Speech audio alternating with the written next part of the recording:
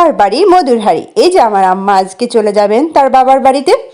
তার বাবার বাড়িতে সে মাঝে মাঝেই যায়, আমারও ভালো লাগে, কারণ বাবার বাড়ি যেতে পারলে কার না ভালো লাগে। এই বয়সে আমার আম্মাও মাঝে মাঝে দেয়, তার বোনরা সবাই আসবে, কত আনন্দ হবে। আমিও যাইতাম, কিন্তু আমার দুই বাচ্চা নিয়ে যাওয়া সম্ভব না, কারণ তারা খুবই দুষ্টুমি করে, এই জন্য আমি যাইনি। এই যে তাকে রাস্তায় এগিয়ে দিয়ে আসলাম।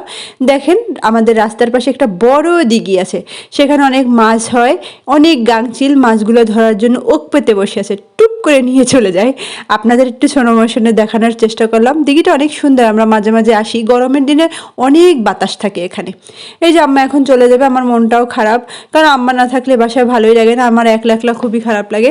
আমার চাচতো ননদ আছে, ওকে নিয়ে আমি থাকবো, তারপরও আম্মা না থাকলে ভালো লাগে না। এই দেখেন আমি মাইক্রোওভেনে একটু খাবার গরম করে নিলাম, দুপুরের সময় খেয়ে নিব, রাত্রে রান্না করব, কারণ আমাদের এখানে গ্যাস থাকে না, প্রায় সময় থাকে না গ্যাস, আর গ্যাস কিনতে হবে।